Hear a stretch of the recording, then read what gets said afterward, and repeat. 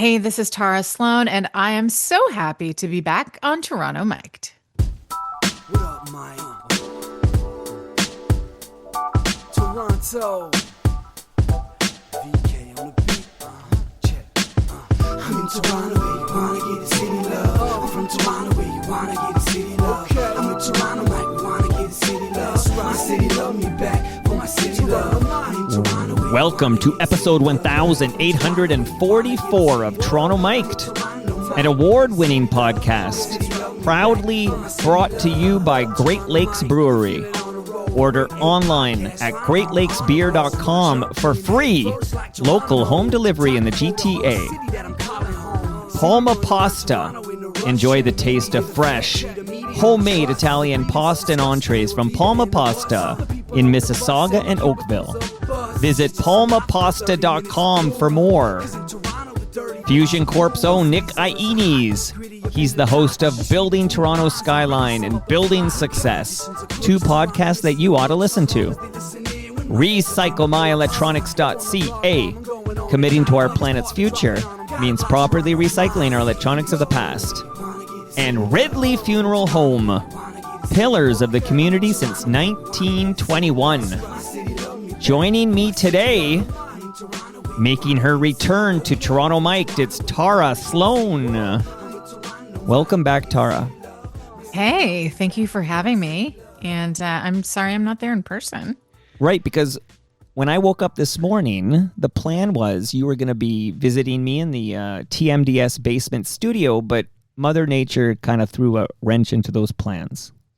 It's been that kind of winter here in Toronto. So, yeah. We are destined to be across the city from one another today. Well, you know it won't be as fun this way, right? No, of course. I understand. And, Tara, you don't get the swag. Like, I can't, via Zoom, I can't give you the Palma Pasta lasagna. That's literally in my freezer right now. Oh, that's like such a good comfort food for today, especially. All right, I'll bike it over later. Don't do it. Oh, yeah. Well, listen, I'll be doing something like that because I'm not sensible like you are. But I also would just like to let you know what else you're missing, which is you're missing a measuring tape from Ridley Funeral Home. So That'd be nice. Yeah. I love me a measuring tape. I'll bike that over as well. And of course, fresh craft beer from Great Lakes Brewery. So all the swag is yours. So next time we book your Toronto Mic'd appearance, we'll pick like a month where we don't get the cold and the wind and the snow, because I really love doing this in person. Yeah, no, you can't replicate that. But anyway, we will, next time, please, the summer. Let's do that. I have a lot of ground I want to cover with you. I want to remind the listenership of your previous visits to the studio. And there's some breaking news. I got some audio regarding, but I just want to check in with you off the top. Please tell us, how are you doing? I'm good. I'm good. I'm busy. I am exhausted by this winter.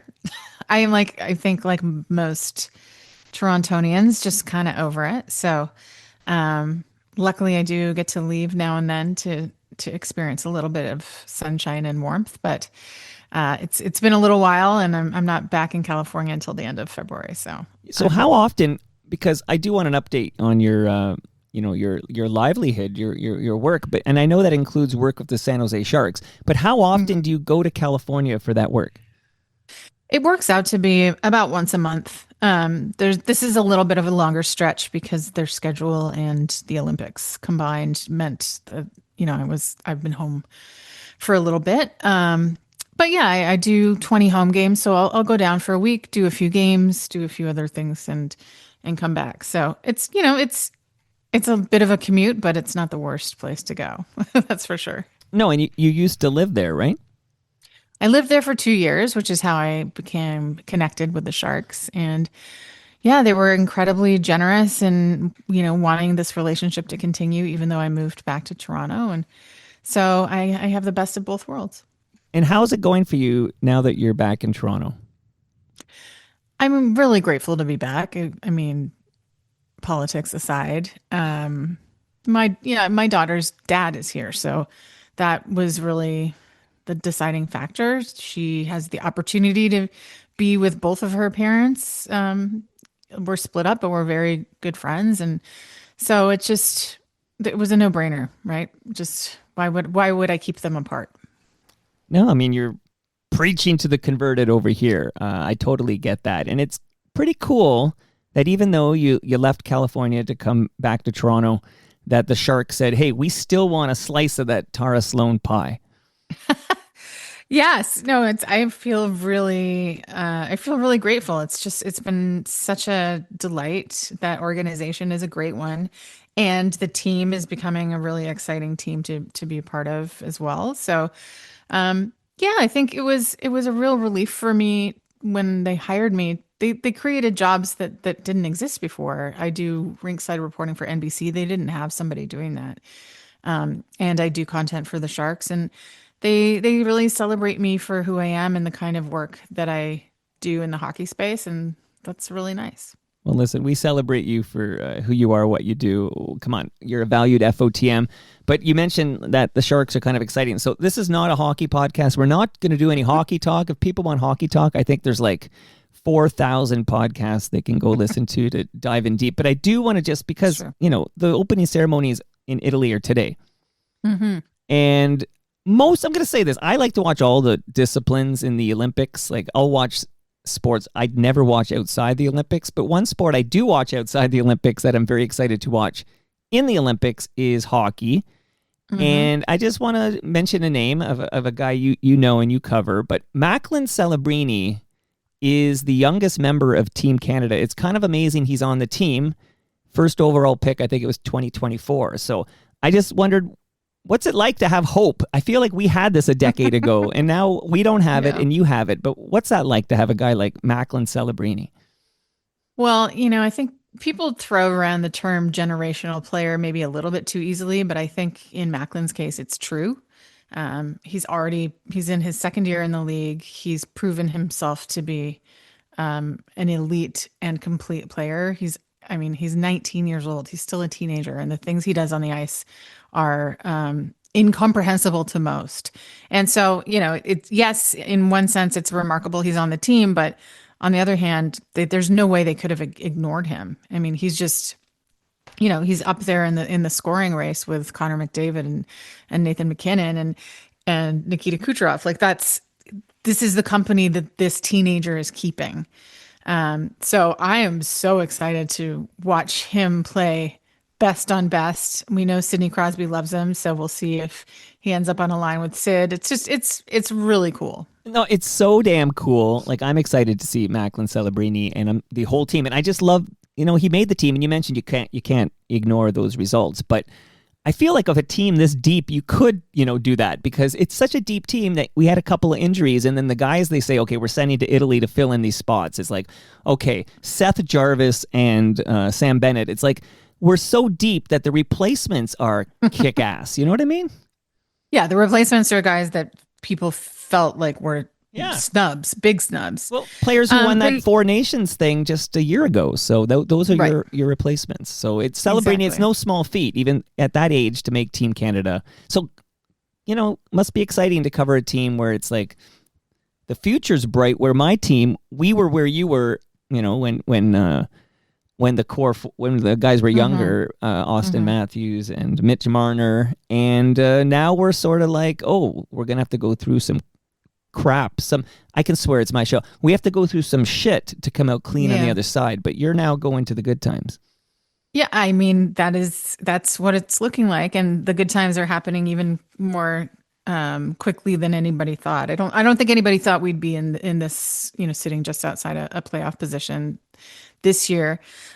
It's night and day. Last year we saw the glimmers of hope. There was hope, but there was still, the trade deadline was like bloodshed. It was, Yeah. they're very much still rebuilding, and now the practices are full. We Wow.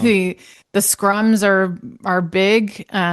The arena is loud. It's sort of harkens back to what I hear about the old days at the tank. So it's just, obviously the energy and the mood is just so much better. Well, eat your heart out, Elliot Friedman. This is now a hockey podcast. I'm calling it, okay? There we go. That was our hockey talk. But MacLean Celebrini, somebody to watch in Italy over the next couple of weeks here. Now, there's breaking news. I'm going to play like a 45-second clip, and then we're going to talk about it on the other side. So here we go, Tara. Here comes the 3-2. He got him!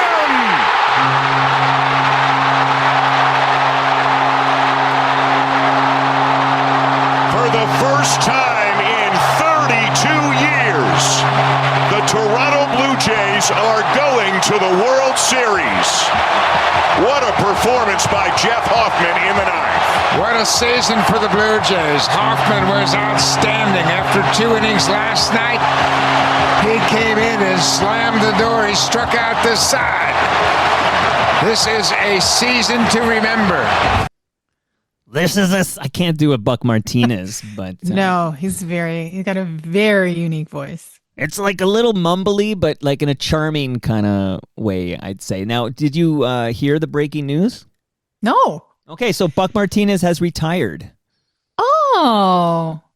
Well, Breaking news for Buck. you. You have to process that in real time. I'm sorry for... Yeah. No, that's okay. I mean, I feel like there's been a lot of hints to that end. So congratulations, Buck, going out on a tremendous note, and what a career. Great note, but it was like this close to being I know. the perfect note, right? Right. It was pretty good. I mean, yes. Why don't? Yeah. I can't believe. Here, now I'm going to become a Blue Jay. So move over, Wilner. Okay, Mike Wilner, I'm coming for you now, brother. But like, I just cannot. When I look back, I don't know if are you a Jays fan? Yeah, I'm not. It's not the sport I follow the most, but yes, I'm a fair weather. I'm a fair weather. Well, that was bandwagon fair jumper. weather we had in October. So I skipped the regular season, and then I got totally pulled into this likable, amazing, surprising team, and I can't believe how close we came to our third World Series. That's as close as you can get without actually winning the World Series. Yeah, and yes, it was heartbreaking for sure. And it felt like they really could have done it. It's not like they got blown out of the water by any stretch. So no more Buck. I'm definitely a fan. No more Buck. Interesting. And I feel like, because I was here in Toronto for when he played for the Blue Jays following that team. So he played for like 6 years or so. Then there's a little gap, but pretty quickly he comes back for TSN with Dan Schulman when Dan Schulman was recruited to TSN from it was 590, the Fan 590. And like, other than when he managed for a bit, he's kind of been there ever since. So, I mean, if you're a Blue Jays fan of a certain vintage like I am, Buck's really always been there. So it's going to be kind of sad to have a season with no Buck. Mm-hmm. Yeah, it's the sound of the Blue Jays. But the torch has to be passed. So, yeah, I'm sure it'll be nice for him. That's a long season, Hey, did you ever meet him? Especially when there's a postseason. Oh yeah. I've met him, but not in a meaningful way. You didn't get to exchange mumbles with the man? Probably. Hello. Hello. Carl, nice to see you. Watch hometown hockey. Okay, because you were colleagues. Like, I don't know if you guys had Christmas parties or whatever at the Rogers Empire, but there were probably a couple years where there were holiday parties, but no, we didn't commingle so much with with these opposite season sports. Right, these are very different, and he doesn't live here, so okay. So let me. I do have more audio for you and other topics, of course. But can you give us a thorough update on anything else you're up to? Like, I hear you're doing some curling stuff, and there was something with Rockstar in Excess. Like, I just need the full Tara Slone professional update. Okay, so we've already covered the San Jose Sharks. I also work for SiriusXM.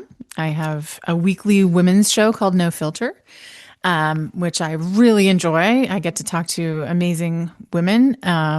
So it's been an absolute lovely experience. I also host a show on SiriusXM called No Offense But, which is sort of a pop culture panel show where we just take kind of dilemmas from Am I the Asshole on Reddit and that kind of stuff, right? Yeah. Agony aunt kind of problems. And we have a really a bunch of really fun people come in and we talk about it. So that's Sirius XM.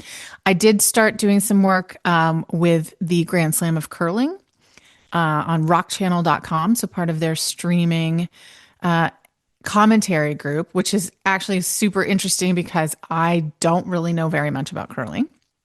But my job has been to be I would say the curious curling newbie, the person who prompts the curling experts to maybe just break things down in plain English a little more. Yeah, you're like a proxy. Yeah, I get it. If you don't speak curling, sometimes they get pretty technical, and I don't understand. So you kind of assume there's a chunk of the audience that doesn't. So that's been really fun. Rockstar NXS, the show that I did now 21 years ago, 2005. We did a couple of reunion shows, and we're hoping to maybe plot a few more. Doing some writing with my old band Joydrop, and a little bit of this, a little bit of that. Okay, you can't just drop the Joydrop gem there at the end there, but like, is there there's a new Joydrop album in the works? I feel like at the rate we're going, an album would take 10 years. Okay. But you don't need to do an album anymore. So I think for sure, there are songs that have been written. So I would say at least a few. That's exciting. It is exciting. And it's just, it's rewarding to be creative that way. Joydrop, great fucking band. Later I was because I want to start with a different band. Because I had a plan, but you were supposed to be sitting right here, Tara, but I have a plan. Aw, but so much better. The Joydrop stuff sounds great even today when I listen to old Joydrop. And I'm talking even beyond, there's 2 huge radio singles, okay? So there's 2 songs that were played all over in new rock stations like I was listening to at the time. But beyond that, I think the Joydrop stuff is fantastic. I thank you. I think so too. It's rare that I'll sit down and listen to an album top to bottom, but right. Yeah, I'm really, really proud of what we did. Good songs stand the test of time. So I'm really proud of everything we did, and I am especially excited when people remember us. And I've had some, there's been some really nice stories of people saying, hey, I met you at this place when I was 17 and I was having such a hard time, and you meant so much to me. And that's what it's all about, really. Okay, so there's going to be more of you singing later, but a different FOTM is going to sing now. You ready to listen to something and then we're going to talk about it? Yeah.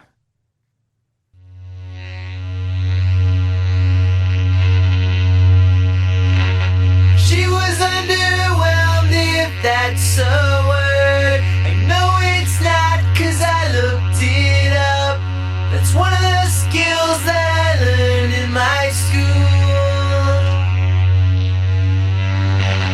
I was overwhelmed, and I'm sure of that one, 'cause I learned it back in grade school when I was young.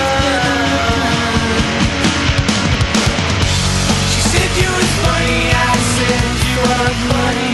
She said thank you, and I said no. The mix is so much easier in person. But please, Tara, tell the listenership what we're listening to. That is Underwhelmed by Sloan. All I needed to hear was that drone at the beginning, and I knew exactly what was coming. Me too. Sloan, Sloan.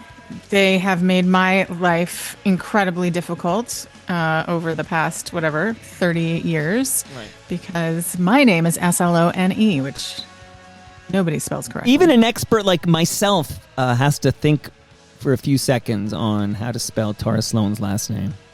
I know. It's an unusual spelling, but I think Sloan, the band, made it worse. So thanks, guys. So, reminder to the listenership, you're not a Toronto girl.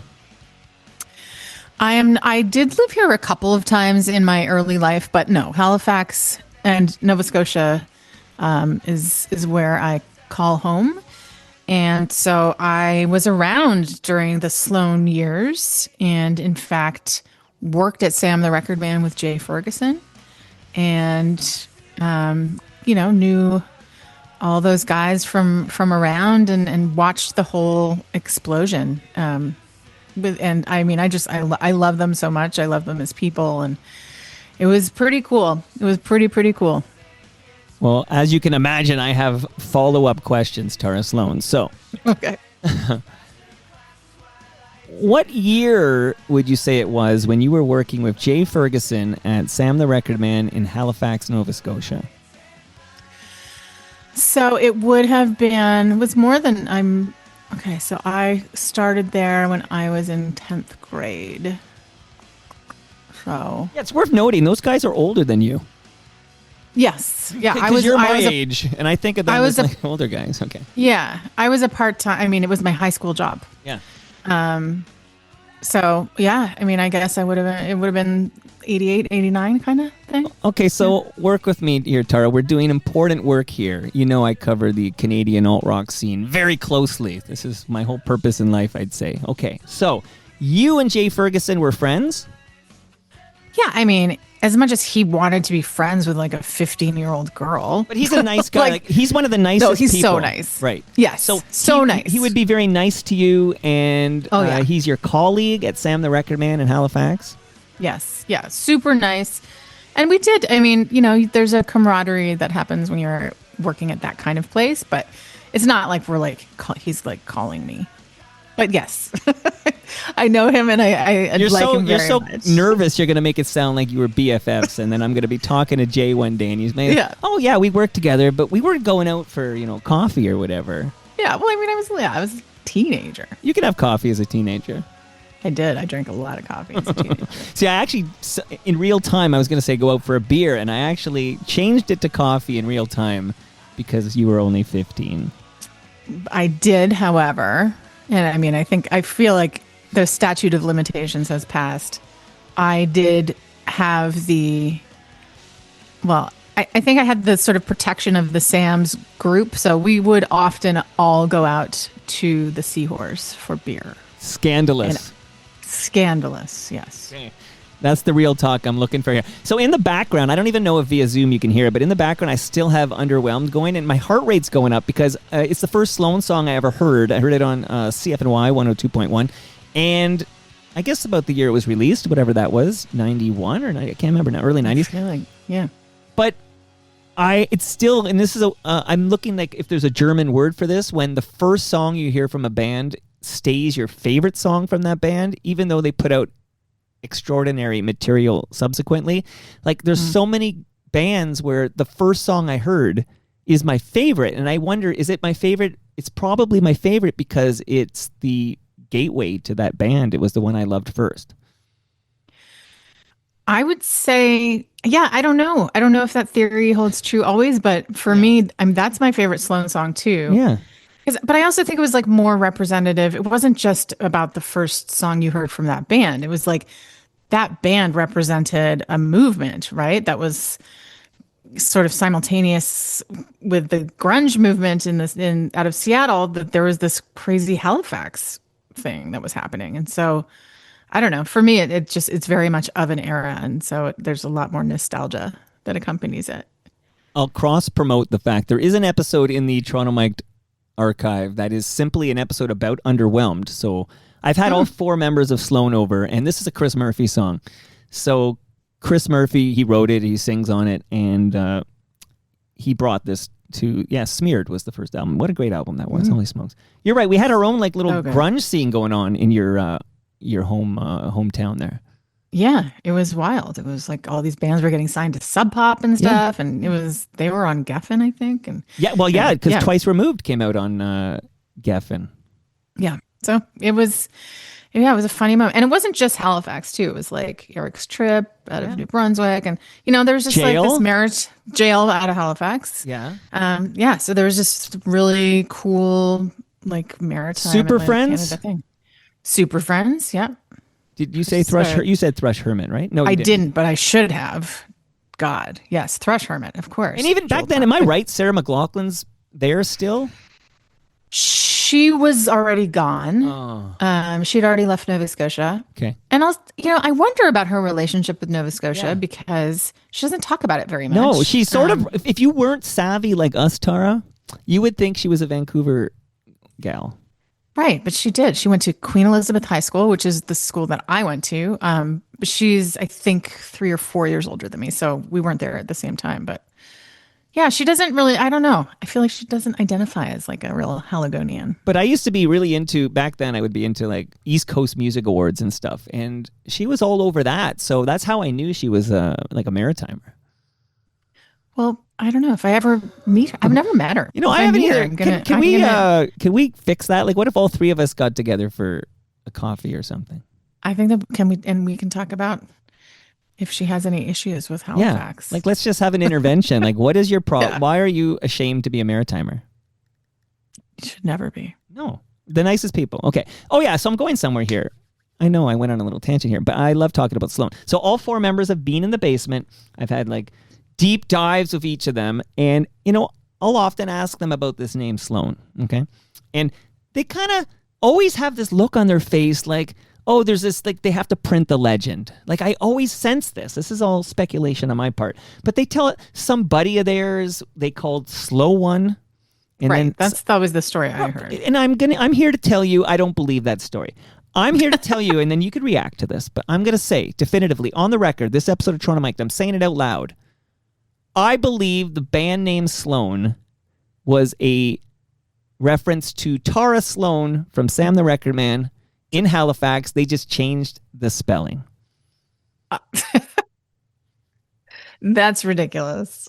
No. Tell me why No, it's ridiculous.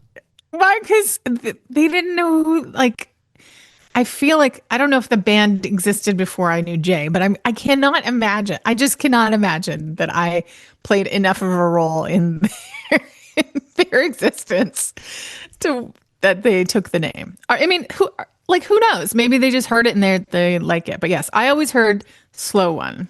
Yes, but I believe that is printing the legend the way we say, the way we talk about Neil Peart saying the word subdivisions in the Rush song. Like, Right. We print the legend. We all know that's a sample of Mark Daly on City News, but that's a Chum City property. It's cleaner to just say it was the drummer. But I feel like it's easier and cleaner to say this is because of a buddy they called Slow One instead of saying, oh, well, there was this cute young woman who worked at Sam the Record Man who had the last name Sloan, and we liked how it sounded, so we changed the spelling. Have you ever asked them that? So let me tell you a little. So I have... They had a new album out. I'm looking at it right now, actually, based on the bestseller. There's vinyl in my studio that you could see if you were here, Tara. So next time you can see it. But I had Jay and Chris over to talk about that album. And then I met you at a JD Tragically Hip event. Do you remember this? Yes, of course. I know. I guess I just telling the Wasn't that long listenership. So ago. it wasn't that long ago. Do you have a good memory, Tara Slone? Okay, so... No, I mean, I am a 52-year-old woman, but that I remember. Big stuff I remember. You're the I just second don't know where to put my 52-year-old milk. woman I've had on Toronto Mike in a row, because I always say, because I'm born in 74. I know you're 73, but I just had a woman named Michelle Crystal on who was also born in 73. And did she talk about also like forgetting things like, putting milk in the cupboard instead of the fridge? No, but you ready like for this? She met, so the reason I had her on is she's the widow of a broadcaster who's no longer with us, sadly, but his name was Andrew Crystal, and she met and fell in love with Andrew Crystal in Halifax, Nova Scotia. Always comes down to Halifax, doesn't it? It's a mind blow. Okay, so is it plausible? Because I will at some point ask this question of Jay Ferguson, who I don't believe Jay can tell a lie. So I dare you. I mean, he will laugh. He will laugh and say no.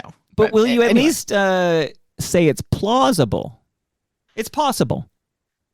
Listen, I don't know the Sloan name timeline, but sure. It's plausible.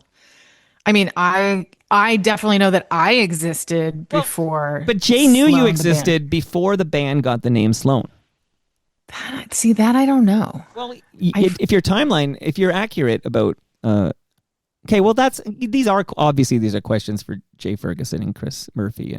Yes, well, I look forward to the answers. But I did want to bring it up with you because I think it's a fascinating little can rock nugget if that ends up to be true. And I believe it could be true that Sloan took the name Sloan because Jay was working at Sam the Record Man with a Tara Slone. So I'm going to leave it with me to talk to the Sloan guys, and then I'll report back to you.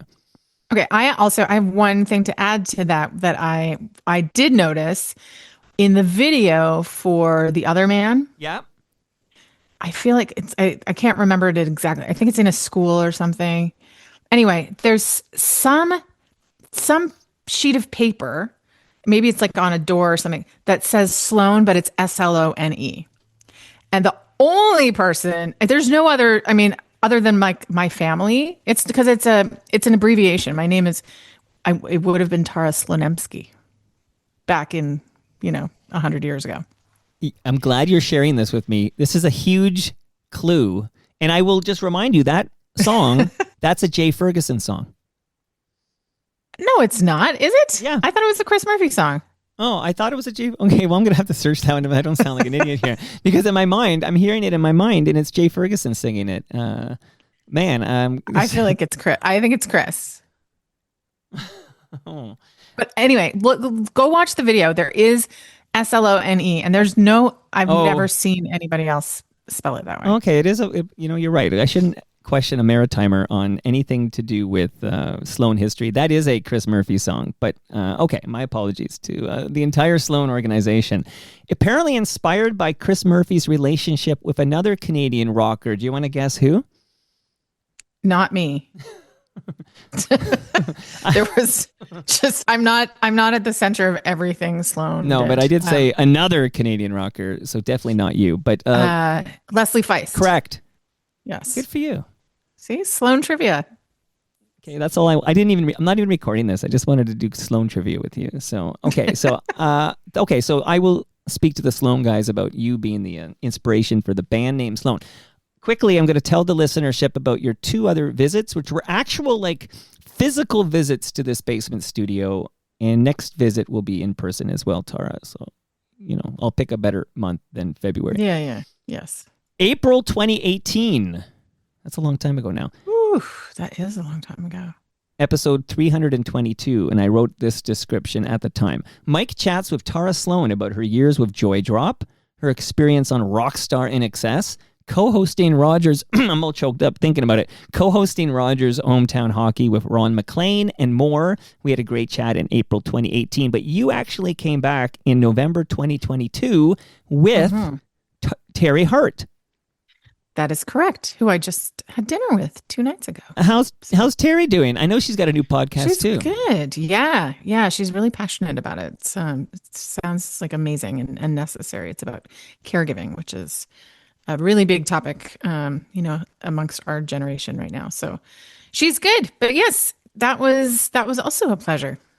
And that was, November 2022. That was episode 1156. And we chatted about, basically, we caught up what's new in your lives. We talked about why you were no longer on Sportsnet. So if people are looking for that action, that's from episode 1156. We also talked about why Terry was no longer on breakfast television. Look at all that tea that was spilled in that episode. We talked about Don Cherry. We talked about Twitter. We talked about John Derringer, because Terry Hart would have worked with John Derringer. Joydrop and more. How do you not talk about Joydrop? So people can go back and hear some more Tara Slone. Okay, quick question, only because I was curious about your IMDb credits, just because you have done a little bit here and there. But I just want to ask you about an episode of a show you appeared in, because I had Jeremy Hotz over here. Do you know Jeremy Hotz? I know who he is. That's good enough for me. So we came on and we had a pretty good chat about Ken Finkelman's The Newsroom. Right. Oh, wow. Did you have a credit as appearing in an episode of this show? I appeared in a few. I was in, I think, two or three episodes. Yeah. Well, that was a long time ago. No, it's a very long time ago in the Newsroom, but I thoroughly enjoyed that show.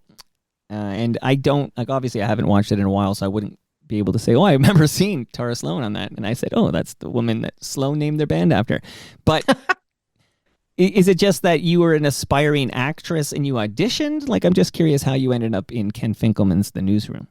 Yeah, it's funny. This is sort of a chapter of my life that I skip a little bit because it's the one that didn't quite hit, I suppose, or more Joydrop took over. I went to theater school at Concordia in Montreal, and music was always my love through my whole life. I had a band in Montreal as well.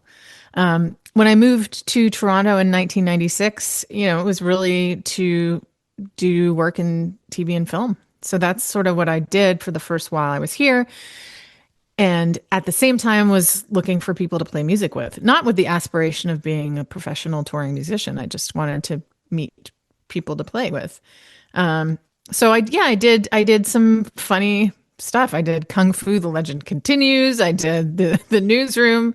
I did a Heart to Heart that really dates me, but a Heart to Heart movie of the week with Stephanie Powers and Robert Wagner, Wow. old school stuff. And then but nothing, I didn't have any massive roles. I was in La Femme Nikita. But then Joydrop took off. So that kind of that part went away and I didn't really miss it. I mean, I actually don't think I'm the greatest actress. That's a weird thing to say, but I think I'm okay, but I don't think it's I think I'm a better singer than I am an actor.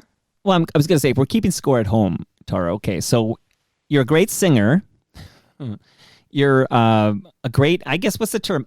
I guess a broadcaster, but host of things. You're a great, Thank you. Great host of things. Broadcaster, yeah. Yeah. I would consider you a member of our sports media. Mm-hmm. That kind of related to broadcasting. I guess what I'm saying is you can't be amazing at everything. Right? No, I mean, most people aren't. I did end up, it was through Hometown Hockey, actually. I ended up on an episode of Hudson and Rex in, I guess, I don't know, maybe 2019 or something.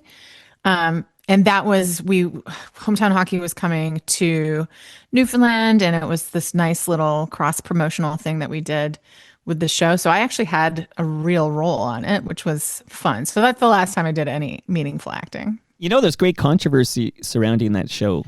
I've been reading. It's so weird. Yeah. So there's a new Hudson. There's a new Rex, too. There's a new Hudson. Yeah, no, wait, who's who? Oh, yeah, anyway, Hudson's the guy. I think Rex would be a dog. Rex is to me the sounds dog, like a dog, yeah. But the Hudson thing sounds really crappy. Yeah, because he had cancer. Yeah, Johnny Reardon, who Right. actually I did go to high school with. It all comes back to Halifax, That's a Nova mind Scotia, blow. baby. That's a mind blow right there. Okay. Jeez. Yeah. That seems really shitty. Yeah, it seems shitty. And then the idea that, it's just a different Hudson and they just keep, I don't like, some super fan bought ad space to kind of raise some awareness with this. But it doesn't smell right to me. No, same. Okay, well, you mentioned Hudson and Rex, and I got all angry again. But your aspiring acting career kind of reminds me a little bit of the acting career of Biff Naked.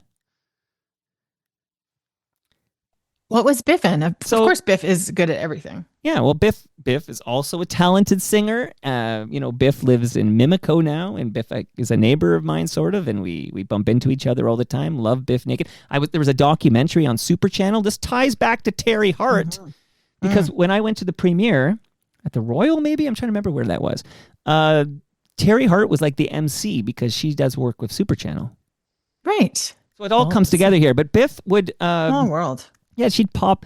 She's sort of like you said. I did the Nikita. I did the Kung Fu. All these, Canadian, Hudson and Rex or whatever. Yeah. Yeah, she was kind of doing that same thing, like having these little acts. She was in a movie called The Boys with my buddy Stu Stone. But she, like you're a better singer than you are an actress. And I think, I hope Biff's not listening right now, but she's a better singer than she is an actress. I'm sure she would be the first. I mean, one is a craft she's honed, and one is probably a craft she hasn't really worked much on. So I don't think she would take that personally. Yeah, and like I said, we can't all be kick ass at every freaking thing. That's not fair here. Okay, so, and we're going to get back to your singing in a minute, but I want to ask you about a different singer here, because I uncovered this audio, and I might brew it in the background here, because I believe this was tied to small town hockey as well, or like a hometown hockey thing, but let me play this. I called it small town hockey because you'll find out in a minute, but...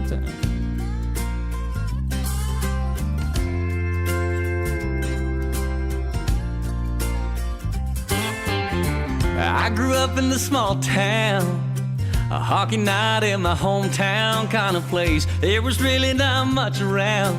You blink and you miss it. I never knew what life would bring, but I always had big dreams.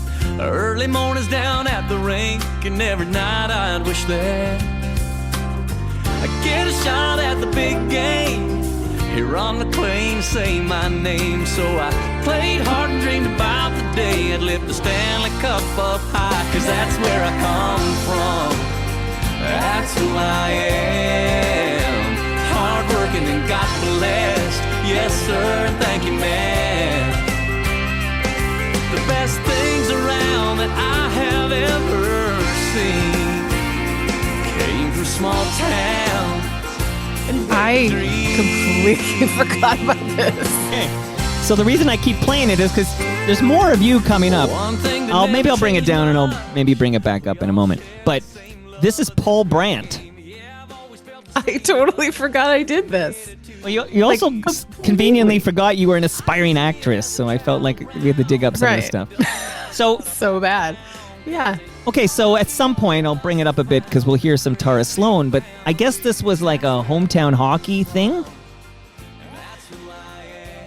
Yeah, I feel like it must have been he's a pretty philanthropic guy, so I feel like I don't remember the context of it. I remember sang on it. But you're on this song. Do you remember going to the studio and recording? Yes. Yeah, I do.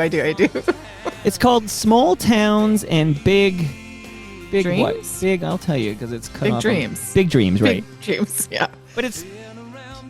At any point, I don't know why he waits, 2 minutes to bring in the Tara Sloan. I would have led with Tara I'm singing Sloan. backing vocals. Oh, you are in the background. I'm all over it. You're all over this, but you're more highlighted in a moment here. So I'm going to bring it up just for a moment. Who you are, it's all a state of mind. And as I play with all my heart, I hope you find that's where I come from. That's who I am. Hardworking and God blessed. Yes, sir, and thank you, man. The best things around that I have ever seen. Well, just to look around to see just what I mean. The best things around that I have ever seen came from small towns and big dreams. I don't think I have a solo, do I? That's where I come I thought you did. Hold on, is it coming now? That's who I am. Well, you're definitely more prominent That's here. where I come from. That's who I am. Okay, no solo for you. That's where I come from. That's who I am. Hometown hockey. Yeah, see. I mean, there was a shout out early to Ron MacLean, okay? So this feels like it was like a branded hometown hockey thing. But this could have kickstarted your country career. Right. Yeah. I honestly, first of all, it's a good song. It's actually a really good song. And the backing vocals sound really good. Honestly, I wish they flipped it. Let him do the background and put you up front. He's so talented. Okay, But, he's talented. I'm going to say this. Paul Brandt, who I've never met and I don't know, but he seems to be very talented. But he has been vocal lately about Alberta separating from Canada. And I'm here to say, especially with the threat we have from the President of the United States, the timing for such rhetoric is very poor. Well, it is by design, not specifically by him, but it is certainly by design from Alberta or the Danielle Smith and the like. So they know what they're doing in terms of, stoking the fire at this particular moment. And yes, I did see that, and it's disappointing. I guess I can imagine which side of the political pendulum Paul Brandt swings. So yeah, that part's a shame. It's a damn shame, but that song is still very, very nice. Again, killer backing vocals. No, I forgot. I totally. Where did you find it? Well, I have my sources, Tara. Please. That's some deep. Do you know Googling. I'm now an award-winning? Since I saw you last, I'm an award-winning podcaster. Do you realize that? I am not surprised. Okay, well, thank you. Thank you very much. I still can't hold a note though. But have you recorded any other country song in your illustrious career, or is that the one and done? Is that a trick question? Because are you going to play me something else that I've forgotten about? Not a trick question. I don't think so. I've been in a country music video. Whose video? I was in a video that the Road Hammers made called Zamboni. And in the video, I was driving the Zamboni, which was super fun. Amazing. Because sometimes, you guest on somebody's album or song and I forget about it, obviously. Country's not really my milieu so much, so I don't think I'm missing anything, but maybe you're going to tell me. No, there's no trick here. No gotcha. There's no gotcha on Toronto Mic'd here. I was legit curious. I only had the one from Paul Brandt there. We just heard it. And I just wondered if that was a one and done for you in the country genre. You know what? I mean, I think singing country music is really fun, and there's some country I really, really like. But for me to do country, it's so inauthentic. It's just not what I grew up listening to, and so I wouldn't move over to that genre. My wife periodically starts just watching like episodes of Dragon's Den. Do you ever watch Dragon's Den? Yeah, of course. My good friend Arlene Dickinson. Oh, we're getting to her. See, that's why I win these awards. I'm the master of the segues. So yeah. Okay. But it's dangerous to watch. I find it dangerous for me personally to watch these episodes of Dragon's Den because they like to do these flashbacks where they tint the color a bit so it's like from the olden days, like 20, 15 years ago. And then you get to see somebody who pitched the dragons back, I don't know, 15, 20 years ago. And you risk seeing the traitor known as Kevin O'Leary. Oh, God. So there's actually, because we're going to get to Arlene, who is not a traitor. But Kevin O'Leary has been very vocal about Canada basically giving up its sovereignty and becoming a part of the United States in some fashion. And I fucking hate hearing that. And I hate that he says that, and he gets a lot of press for some reason. And there's actually a movie that's now currently nominated for a Best Picture Oscar, and it stars an actor I quite like named Timothée Chalamet, and I've been avoiding it because I understand this gentleman, Kevin O'Leary, is all over the damn thing. Yeah, and you know what? I have not seen Marty Supreme. I like everybody else in it, and I'm not going to see it because I don't want to watch him. Remember when Kevin Spacey was canceled and they refilmed that movie? I think it was Christopher Plummer they put in there, Toronto Boy. But anyway, can we get a version of Marty Supreme where they put somebody else in there? Please. Yeah, no, he just got, I saw on social media today, I think it was Mark Ruffalo who wrote quite a scathing indictment about him. You don't want to piss off the Hulk. That's dangerous. No. And I mean, I think Mark Ruffalo is so, his moral compass is on so correctly. So I agree. And it helps that he's also one hell of a good actor too. Great actor. Nice person, it seems. I think my mom has a crush on him. Yeah, like everybody has a crush on him. Take a number, right? Okay. So and just because I'm getting to Arlene, but I was also reading the other day, very popular Canadian pop star Tate McRae. Do you know Tate McRae? Yeah, and I think I know where you're going to talk about. Well, yeah, so she's done these ads for Team USA at the Olympics. And now I don't know her music very well, so this is easy for me to do, right? It's not like she's Neil Young where I worship the man's catalog. But I'm putting Tate McRae in that Kevin O'Leary, Wayne Gretzky bucket of traitors. Are you comfortable with me doing that? I am. This one I truly don't understand. I don't understand how anybody representing Team USA would be like, oh, let's put a Canadian in there. That makes no sense. Except Americans don't know she's Canadian. Like, I think that's the big thing. But yeah, and for her, I mean, it's so, ugh. So yeah, you can put her in that bucket. Okay, so you share my yuck. Yeah, when Catherine O'Hara passed away, I noticed on online and social media Americans sort of assumed she was American. Yep. Well, I don't want to risk alienating people, but yeah, I mean, I think there is an assumption that a lot of things are American that aren't necessarily. Well, I hear Sharks fans assume that you are a California girl. They don't, because our whole broadcast crew is Canadian, so they just appreciate us being there. Oh, by the way, now that I just, this is all a tangential thing, but someone said this should be called tangential mic'd. But, okay, so if Kevin O'Leary, Tate McRae, and Wayne Gretzky are in this bucket, yeah, I got to put Bobby Orr in that bucket as well. And I now remember when Don Cherry, your former colleague, was fired by Rogers, 2019, I guess it was, that Bobby Orr went on the record to say that the firing of Don Cherry was disgraceful. That was the quote I remember from Bobby Orr. But I also took note yesterday that Don Cherry turned 92 years old yesterday, and because it was his birthday, many people online were saying it's outrageous that Don Cherry doesn't have the Order of Canada yet. So I'm here to ask you, former colleague of Don Cherry, do you think Don Cherry deserves the Order of Canada?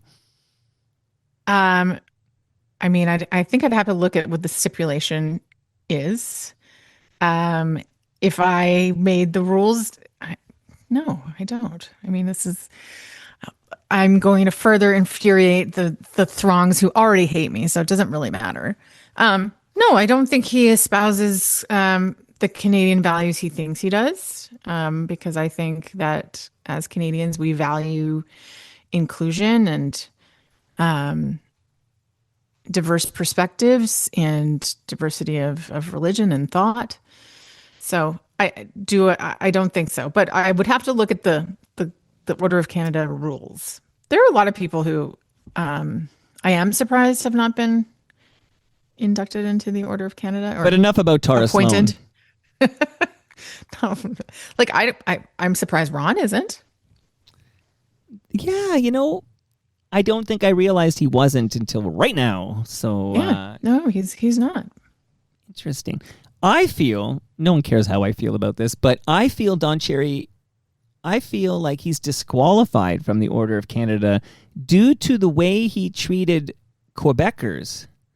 And I say this as a gentleman who has the legend that is Dave Hodge in his basement every single year, so Dave can tell me his 100 favorite songs of all time. We've been doing this for several years now, and we'll continue to do this for as long as Dave Hodge is breathing this earth's wonderful oxygen here. But he tells stories about, when he was, because he's the original, before Ron MacLean, it was Dave Hodge and Don Cherry, and Don would talk about Patty Roy, and Dave Hodge would basically calmly tell Don Cherry that his name is Patrick Waugh, and that's how he'll be referred to. And Don simply refused, like, no, it's Patty Roy. And then Dave would have to put his foot down and say, well, if we're doing this together, it'll be Patrick Waugh. So, but whereas Ron MacLean would let Don Cherry go nuts with that kind of thing.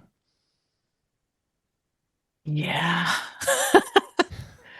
I have thoughts, but well, you can share thoughts. Like nothing, like you said, you feel what you feel. You don't have any. You're not ashamed of any of your opinions on any of this, are you?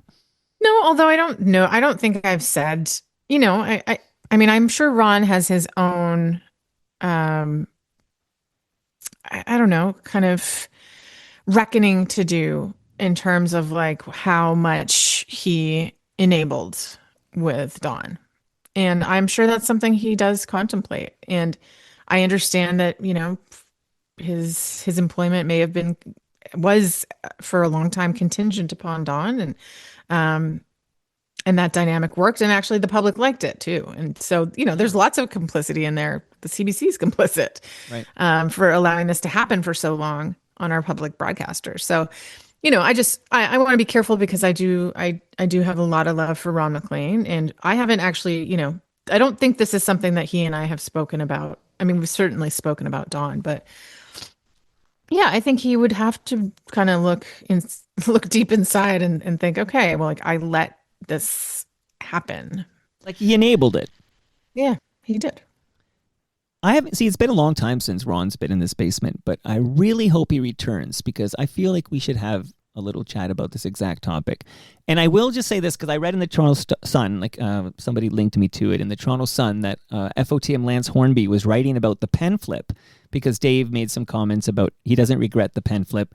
And I'm here to tell everybody, I have talked to everybody involved in the pen flip, be it Ken Daniels, who was there, or Paul Romanuk, or, of course, Ron MacLean, who benefited greatly from this and was there, and, of course, Dave Hodge, etc. Even Peter Mansbridge. Okay, so I've had chats of all these people about the pen flip, and in the Toronto Mike archives, there is what I call a Mike-umentary on the pen flip, and it's all that stuff you read in the Sun and way more because I put in the work, Tara. That's why I won an award. No, you're good, man. You are good. I'm getting all fired up over here. But yeah, so much love to all of these people. And Don Cherry again. Maybe I'm complicit too because it was appointment viewing for me during the first intermission for many, many years. Listen, for me too. But I think there was a certain point where many of us realized that, calling Alexei Ponikarovsky Pocahontas was simply not okay. Right. A lot of that. Such. Okay, so we'll move on from the birthday boy, Don Cherry, 92 years young yesterday. I mentioned Dragon's Den because that was an hour ago, but I did mention Dragon's Den because I wanted to tell you I watched on YouTube.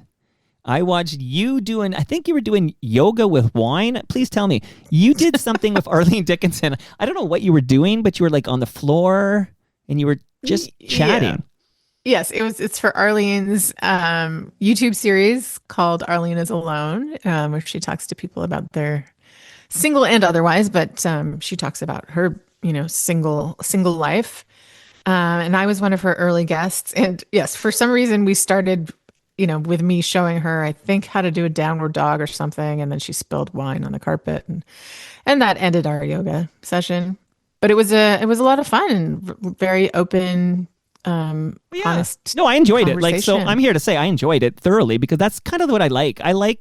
That's what I'm looking for. I like it to be Canadian and I like it to be, I don't want it to be overproduced. Like I really am. We're doing it right now, actually. So I'm not going to edit a stitch of this because it's all gold as far as I'm concerned because it happened here. But I did enjoy hearing you chat about, because I won't name names. It's up to you what you want to disclose. It's your life. But you disclosed to Arlene Dickinson that you were in a long-term relationship that brought you to California in the first place, right?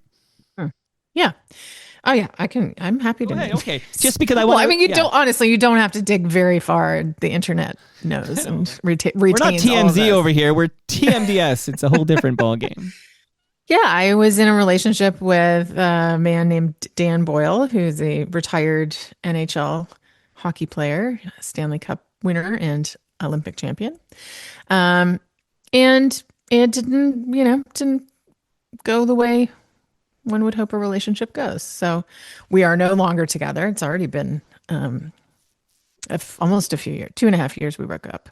And it was a tough one for me. It was a challenging relationship where I feel like I lost myself a little bit, and I feel like I was with a man who didn't honor me necessarily in the ways I deserved to be honored. So it, a few years of therapy later, I have a lot of different perspective on it than I did, but for me, it was just a wake up call that like you can still be, pushing 50 and find yourself in situations you tell yourself you're never going to be in again. But then you do.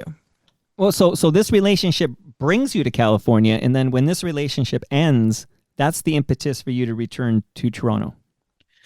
Yeah, I mean, I did stay a little, I stayed a little bit longer, and the Sharks really did want me to stay, and we're going to do everything that they could to make that possible.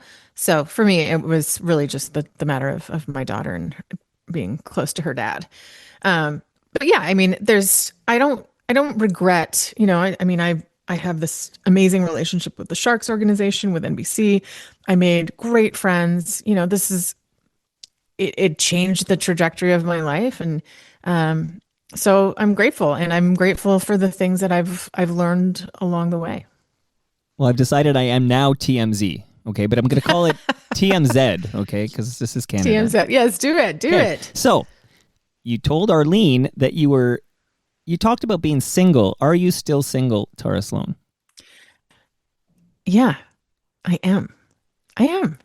All right, big question coming up. And I Why? only got this. Are you gonna say why? No, not gonna say. Well, no, we're gonna get into this. I want to know if you are on the. And again, I only know of these. I've actually never the apps. Yeah, I've never been on the apps because I had a long relationship. And then that ended, and very quickly I'm in another long relationship. Like, I missed the apps, okay? I'm not saying I missed it like, oh, I wish I was on the apps. Trust me. But can you tell me a little bit about what is it like to be Tara Slone, the very beautiful and talented and very famous person on the apps? Well, thank you. And I'm not very famous, but there's definitely I think you're famous in Canada. Yeah, there's some recognition factor. So the first time I got on the apps was in California, which that was fine. Like nobody knew who I was there. Right. Just another hottie in California. Hardly. But yeah, here it's a bit weird. I was on Bumble for a while and most of the time had my setting on some kind of incognito. So people couldn't see me, but I could see them. But then if I kind of took that mode off, yeah, I mean, I don't mind if somebody knows who I am or knows my work, but it's more like, yeah, if they're a fan or I don't know. If somebody has too much hockey in their bio or photos, I'm out. That's a red flag for me. You're looking for a guy who, as the great Gord Downie once said, doesn't give a fuck about hockey. I mean, I do like talking about hockey. Right? Like I really do. It kind of ignites me. But yeah, it can't be too much. It can't be too much. And it's just, I don't need anybody digging for like, what's Ron really like in real life? Or can I meet him? Like, isn't there nice? Again, I feel I might go upstairs and break up with my wife just to get on the apps to see if I could match with you. Like, this is how curious I am. Okay. This might happen. So, okay.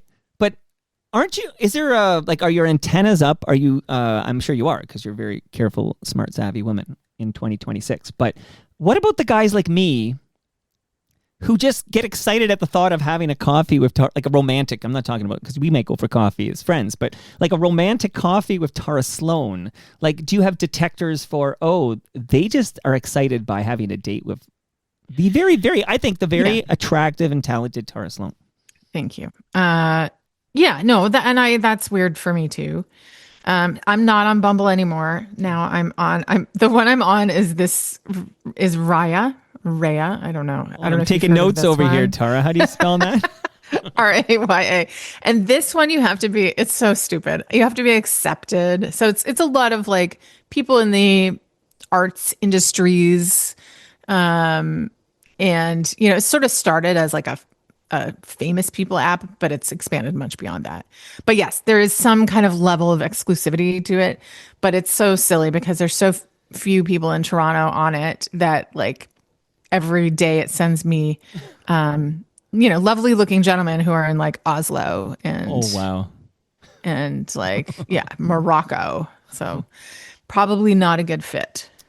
Do you still meet people the old fashioned way, like the pre-app way? I feel like I haven't. Like, that's the thing is like, I have my Sharks life and I'm certainly not meeting anybody there and that way. Well, because they'd probably be American.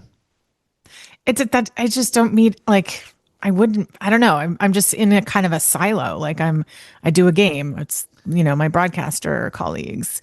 And then Sirius XM, like I have a woman's show. Nice. I mean, I meet a lot of great women. So and when I go out with friends, I'm going out to meet up with my girlfriends. I'm not like hanging out at the bar. So I don't go to like a ton of parties and gatherings, but I'm not opposed to meeting somebody organically. Because there was an interesting exchange between you and who I hope is a future FOTM, because I would love to have Arlene Dickinson on this program. Like that's a woman I want on the program. She's so great. Yeah. Do you want to introduce us? Yes, I would love to. She is a straight shooter. She's awesome. She'd be a great guest for you. I like straight shooters. Okay.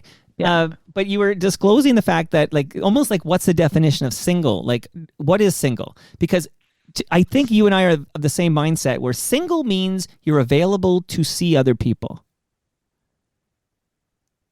Okay. Okay, so where I'm going with this is, so when you were with Dan Boyle, yeah, I didn't know if it was like Voldemort. You can't say his name or whatever.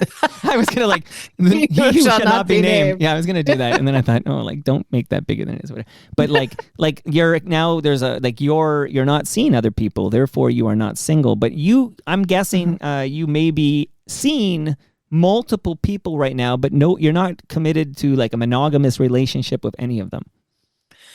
I'm not even really seeing anybody. Like there's some chats underway. But no, there hasn't really been any kind of, I think my stipulations are so different. Like what I need in my life, when I met my ex-husband, we were in our early 30s, and I think we were both in kind of looking for someone to make a baby with. Like we both had that kind of baby radar happening. And now it's just like I have a career, I have a life, I have a dog, I have a cat, I have a daughter.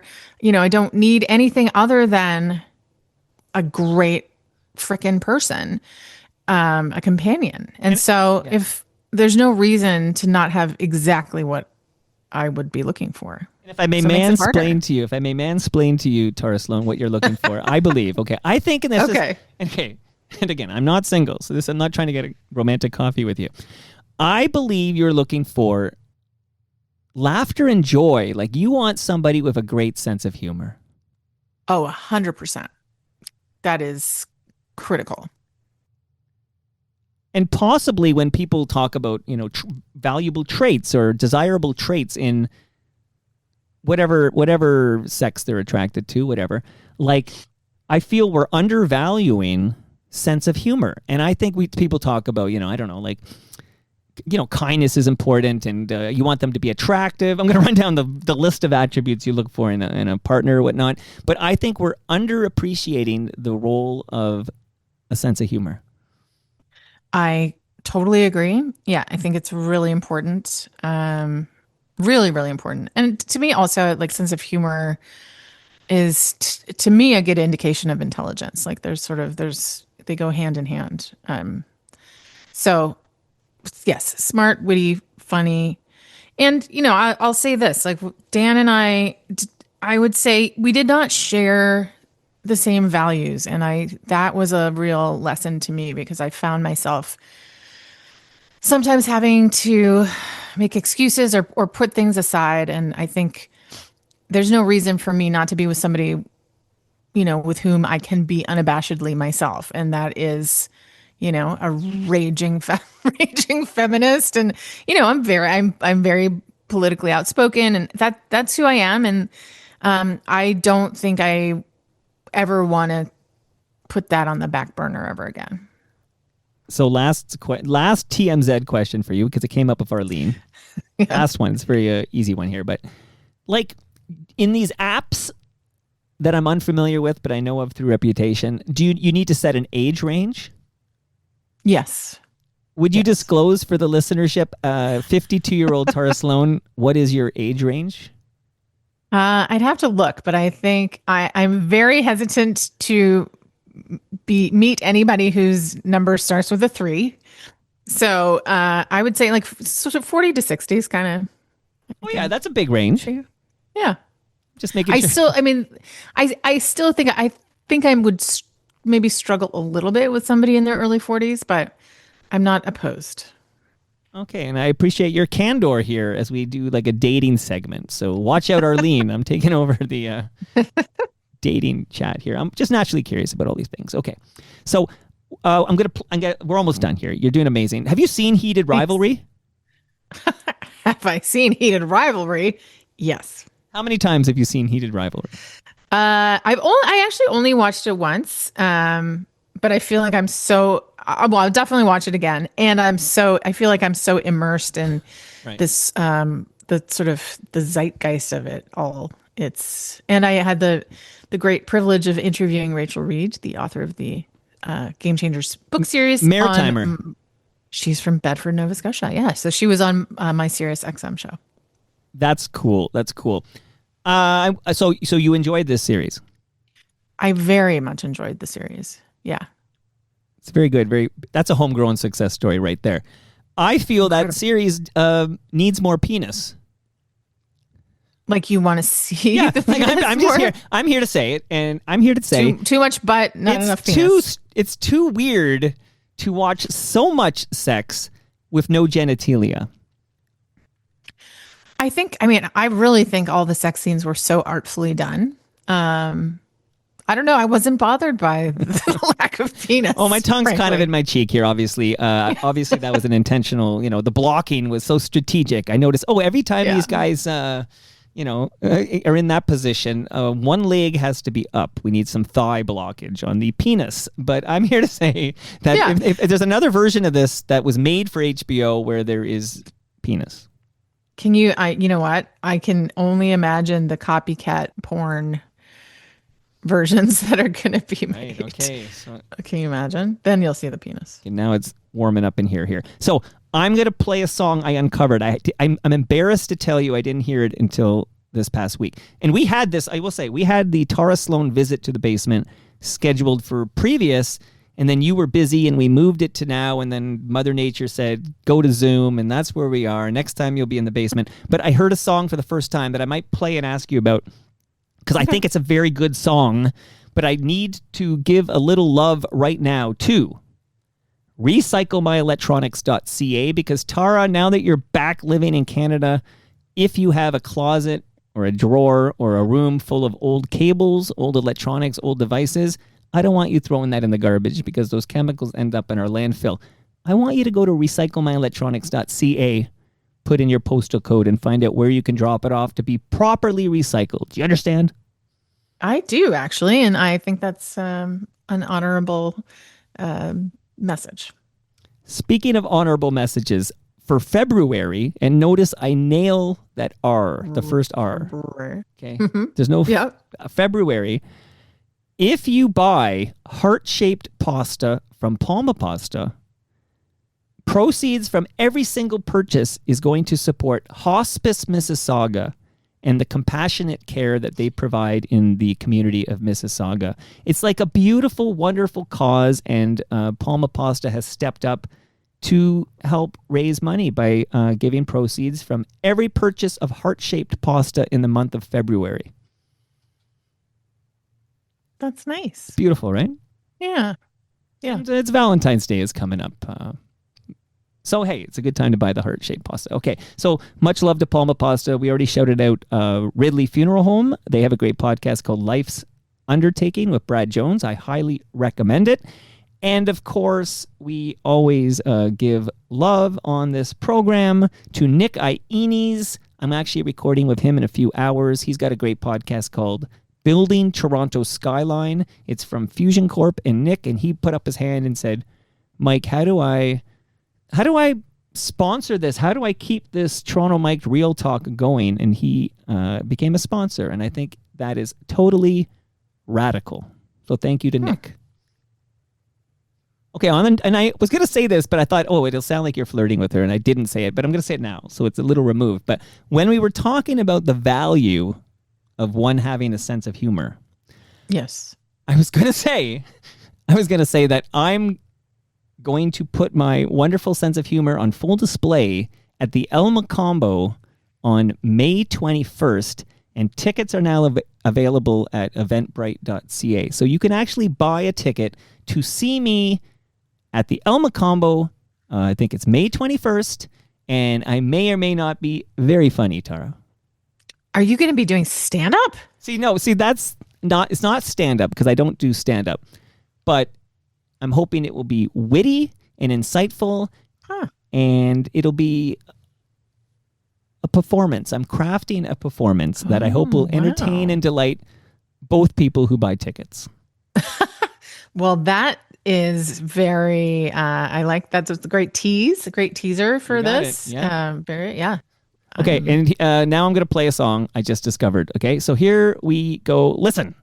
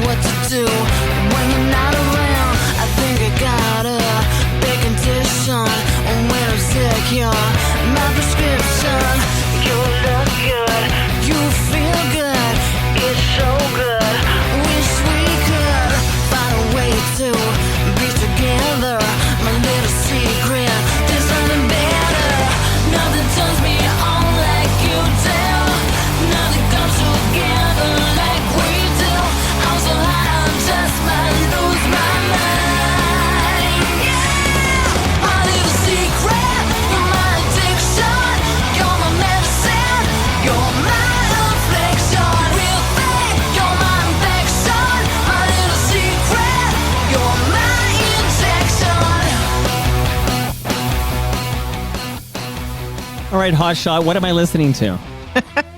That's a banger. That is a song called My Little Secret from my solo album released in 2007 called Just Look Pretty and Sing. And you did both very effectively, but I'm here to tell you that is absolutely a banger. It is. Yeah, it sounds really good. So I've been listening to it all week, and I don't know, I'm thinking about my life at that time, and I just had my second kid, so maybe I took my eye off the prize and I missed the Tara Slone solo career. No, I mean it didn't really. I mean, it didn't hit. I had some video play, which was great. That song and a couple others. I had a video play on Much More Music at the time, and a little bit of radio play, but not much. It's a fickle business, and it was really disappointing actually, because I was very and remain very, very proud of that solo album. So yeah, I was gonna say, like, when before this gets released and you're listening to this, I don't know, there's a listening party or whatever, you're listening in the headphones, you must be thinking like, I fucking rock.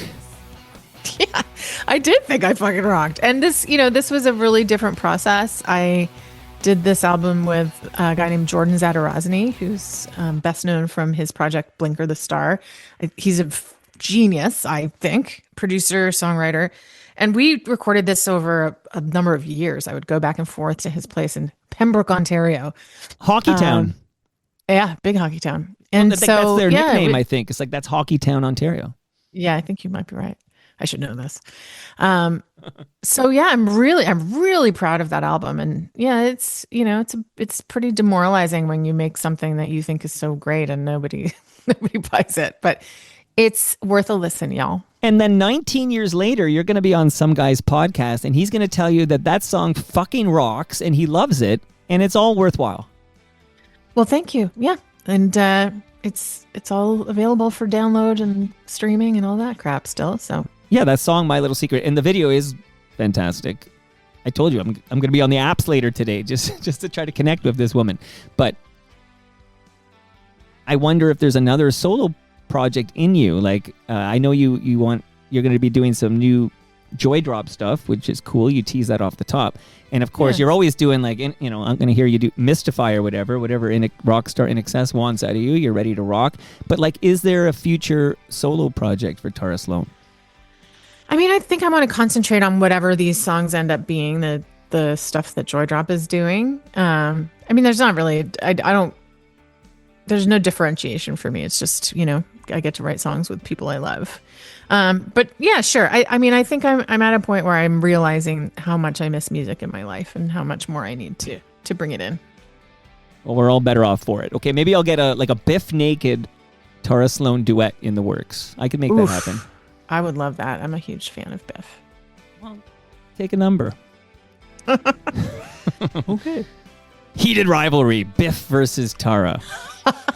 Oh, I could sell that. Man, actually, yeah. You know what? Leave that with me, okay? Leave that with me. How was this? It's not as fun as being in person, but I feel like this is as good as it gets via Zoom. It was still a ton of fun. So I'm really happy and thank you for making the overture to excuse me from doing the drive. I actually really appreciate that. That was tough for me because I don't do that. But I don't. You can ask all the wonderful people who simply didn't get on this wonderful program, this award-winning program, because they wouldn't make the trek.